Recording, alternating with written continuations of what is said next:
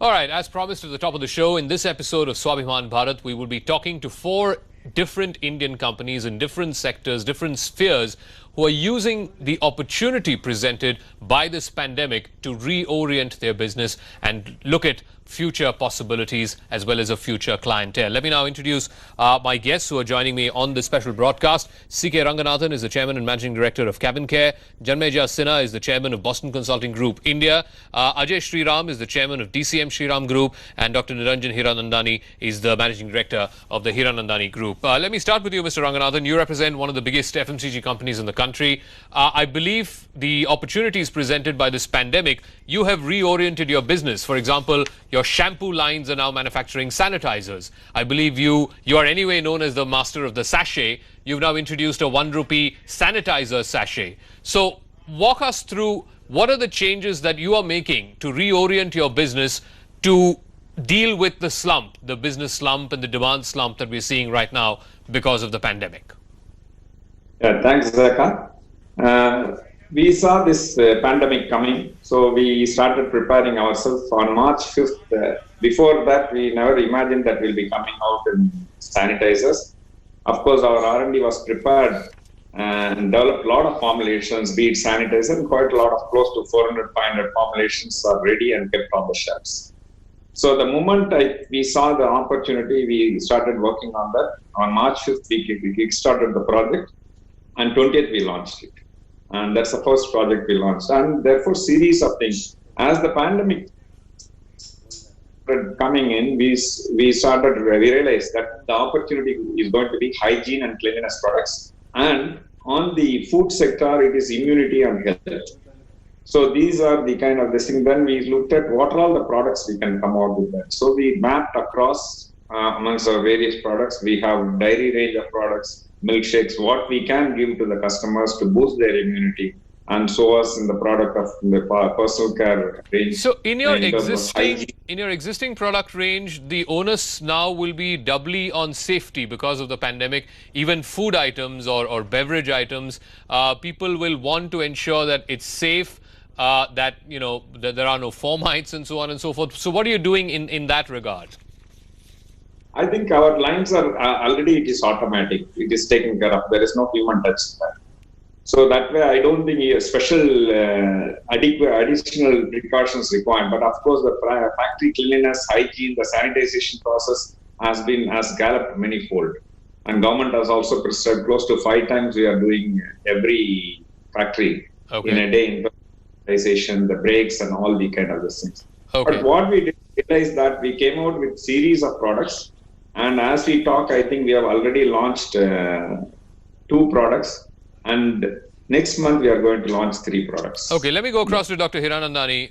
Real estate, I keep saying this, the auto sector or the real estate sector didn't really need the pandemic for the slump to hit. It had hit already before the pandemic happened. But I'm an eternal optimist. And one of the things that gives me great hope is that though people say, disposable income is going to be limited, people are not going to spend, in the Indian context, people view homes very differently. Home means security, and this time during the pandemic is really about security. People are really underlining the need and the importance of family, the importance of working from home now that people are discovering. Tell me, what is going to be the new growth opportunity as you see it in the real estate sector, given some of the announcements that the government has also made? I believe housing subsidy has been extended, some extension has been given to builders to complete projects and so on and so forth. So given those announcements, where do you see the new opportunities coming in real estate? A lot of changes have taken place. You're absolutely correct. So things like co-living was thought of, that's out. We thought that the rental housing would take a big bang.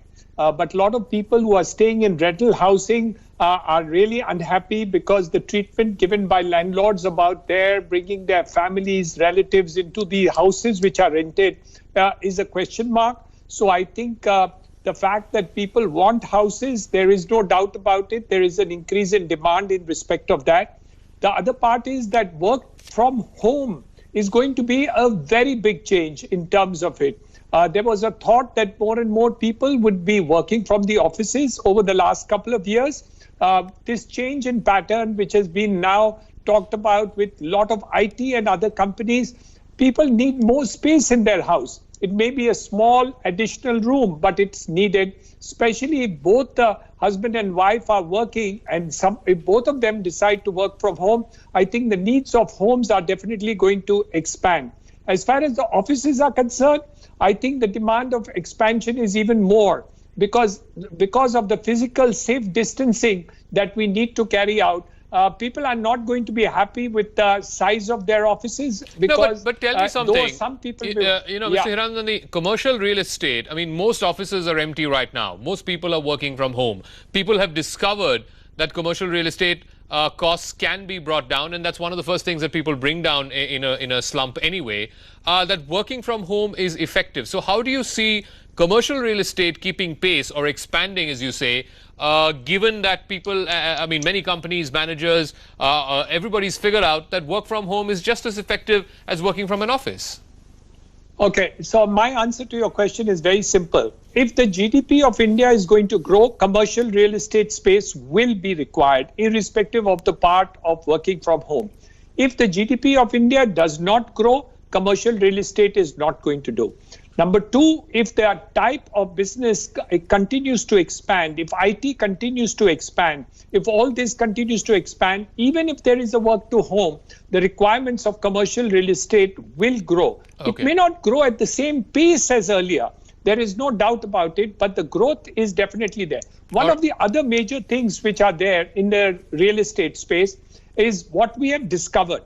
The digital sales and sales on the web, and the continuity and the contact with our customer base, with our channel partners, with our international sales have suddenly started, the inquiries have started pushing up tremendously. So people do want to go digital, especially in the case of branded real estate. We do see a lot of inquiries now coming into it. People want to get back into the interest of real estate. Okay, let me go across now to Mr. Ajay Shriram. He runs DCM Shriram, one of the biggest agro-processing industries in the country.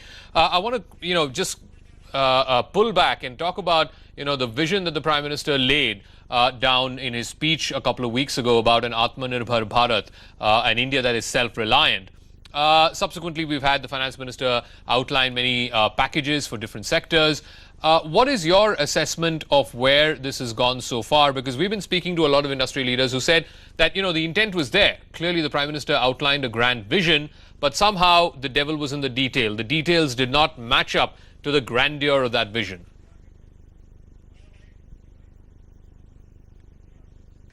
So I would say, frankly, I think the overall package which has been put together is something required for a serious crisis of this nature. I think the challenge is implementation. I think that is where the requirement for making sure, for instance, let's say 8.5 lakh crores approximately is what RBI has arranged through the banking system. Yeah. But they must be pushed to actually lend that money.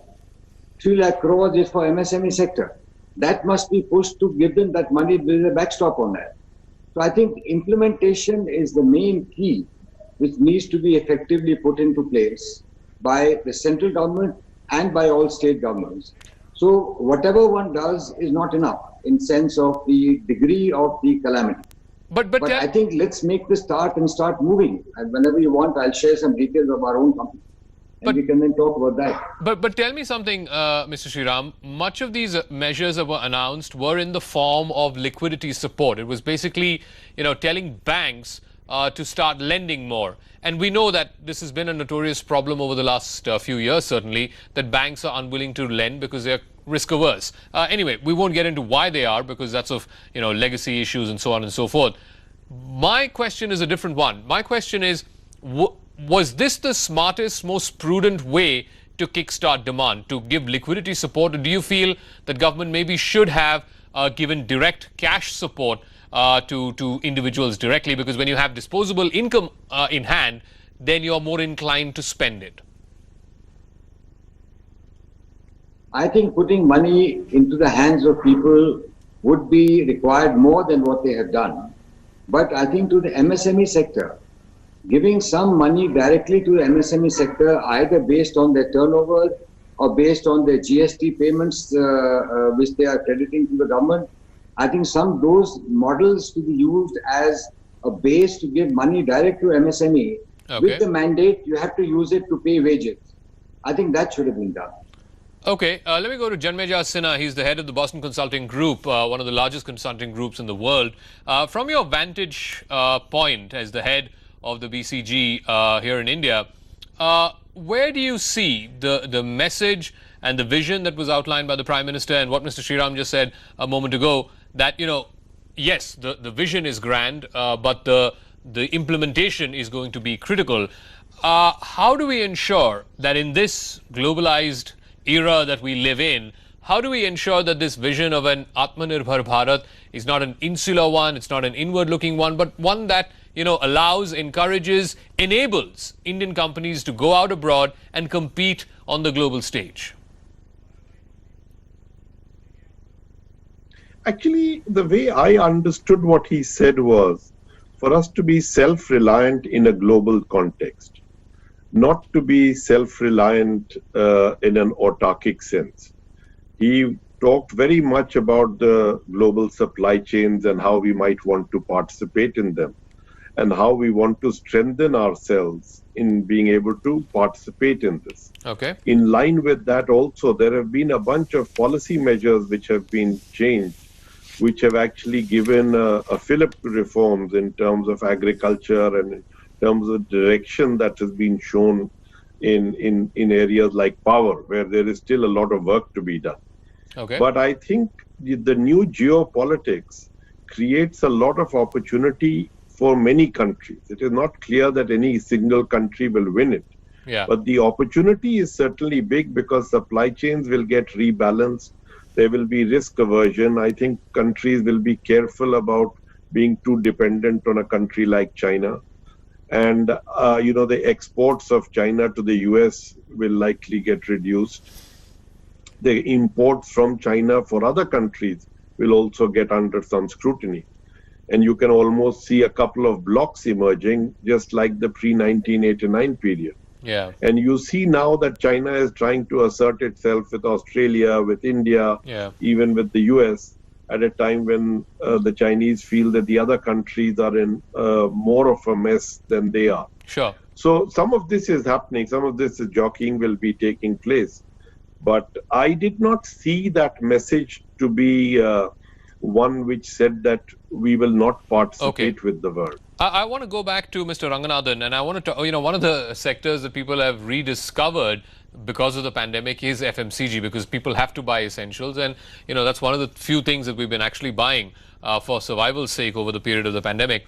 But having said that, it's not like there weren't any problems in these last couple of months. In April, I believe that there was a 34% contraction in demand across the country. In May, it's picked up substantially. By when do you see, full demand come up? And two, dovetailed with that is, do you see FMCG once again rediscovering the importance of the neighborhood kirana store, or will e-commerce slowly but surely nibble away and eat away at that with each passing year? Yeah, my viewpoint is it all depends on when the corona onslaught is going to settle down. If the pandemic is going to slow down and going to come under control, and if the cities are getting open, then probably I think you may have to give about 4 to 6 months time for the economy to bounce back as far as the FMCG is concerned. But as we see, all the cities they are raging high. The numbers are completely going higher and higher every day. So as we see, I think it will take at least about next 2 to 3 months time by the time the numbers are coming to control. And from there, another 4 to 6 months time is what I would say. What about rural demand, Mr. Ranganathan? Again, that's been one of the concerns. I think even leading up to the pandemic, there was a significant slump in rural demand. But given that agriculture, at least the Rabi season, has done okay, do you feel rural demand might pick up? We have already seen the rural has picked up in May. Okay. For information, rural has picked up. The cities are suffering because of several parts of the cities are closed, as you know. Mm-hmm. Modern trade is very much under stress because more customers cannot go and shop at the same time. So that is also under stress.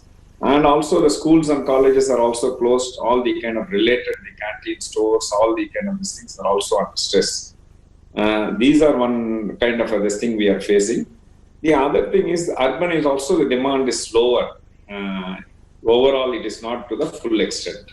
Okay. My view, the Kirana stores, as you rightly said, that is getting rediscovered, and more people have started shopping from the nearby Kirana stores.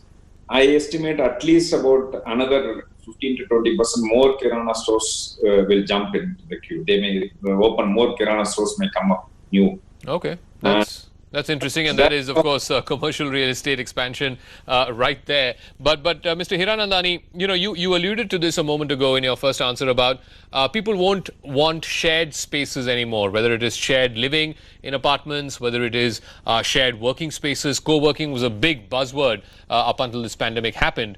Do you see again that fostering further growth and further expansion, both in in the residential side as well as in the commercial side, for greater demand for real estate? I promise you that both residential and commercial will grow up, but it also depends at the time. When is COVID going to go away? When is that going to come back, and how quickly can the businesses open up? The moment you see opening up of the businesses and the economy, you take 6 months from that date, and both real estate and commercial and residential will pick up. But you can't have the economy slowing down and people wanting to buy more commercial or more residential. That's not going to happen immediately. So the hiccup that you're talking about will continue, and there will be a flattening in terms of demand, but there are buyers. So it's not something that the buyers have disappeared or the commercial buying. For instance, I'll give you two instances. We have done a huge amount of deals in industrial townships in Pune, in Chennai. So during this pandemic, during this COVID time, two large companies and corporates have taken land from us in terms of built up space that we want to construct for them, one for a factory and one for warehousing space. So this is happening. We are also looking at data centers. So we are seeing that happen, and there's a huge amount of inquiry for data centers as a market. So what is really happening is that you're going to see a different type of market, but real estate by itself will grow, but it may not grow fast enough if this pandemic doesn't have a solution very quickly, because the overall economy is slow and liquidity is not there in the economy. No matter what RBI is saying, businesses just don't have the liquidity which they need. All right, Mr. Hiranandani, that's an interesting point that you make about, there needs to be greater cash flow for businesses. There needs to be more disposable income for people. Hopefully, we will get over this slump in the next few months. I'll get one word from Mr. Sriram before we close out this show. Mr. Sriram, again, one of the sectors that's shown tremendous resilience despite the pandemic is agriculture. Rabi crop has been, by and large, unaffected, I would say, because of the pandemic. But do you feel that, in a country where 70% of the people are dependent on agriculture, we've talked about this for a number of years now, could this be a breakout moment for Indian agriculture? What is it that's holding us back in terms of, using Indian agriculture, catapulting Indian agriculture on the global stage?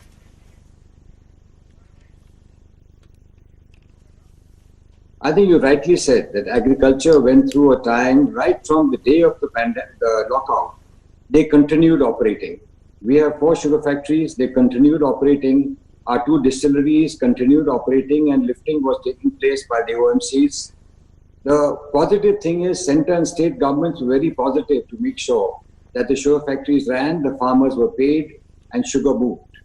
Now, in these, the package put together by the finance minister, she has focused very strongly on bringing about policy changes, bringing about ease of doing business for the agriculture sector, whether it is through the Essential Commodities Act, whether it is the possibility of contracts which corporates can enter with farmers and having a legality to that, whether it is actually in terms of the exports, because what happens is if the price goes up in India, they ban exports of agriculture produce, the price falls and the farmer loses. And third, next, I would say is we've got caught into a bind of middlemen.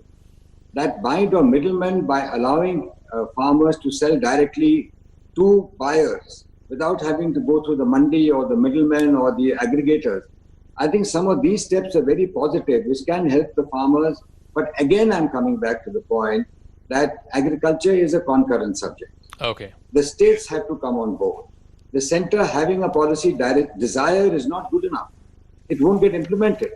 I think for agriculture, it is desirable to have a GST type of council where there are all the agriculture ministers from all the states present and the agriculture minister from the center, and collectively they should discuss and decide how to make things happen, because state to state it matters, center to state it matters, what can move, what can't move. I think there's a lot of work needs to be done. All right, Mr. Sriram, we'll leave it to that. Thank you very much. I want to wrap up on that note. Thank you very much to Mr. C.K. Ranganathan, Mr. Janmeja Sinha, Mr. Ajay Sriram and Dr. Niranjan Hiranandani for joining us on this episode of Swabhiman Bharat. It's clear from what all of those veterans told you that the pandemic will create new opportunities. Yes, there will be a temporary slump. Yes, there will be a demand slump. No doubt about it. The next 3 months are going to be hard. But post that, there will be new opportunities. The best businesses will be the ones who can anticipate those opportunities and cash in on those opportunities. We'll be in that space, the Swabhiman Bharat space, all through the next few weeks and months. Let's go back to the COVID situation across the country. Top of the show, we broke the fact that Delhi has now added 1,000 cases in the last 24 hours. It's the first time since this pandemic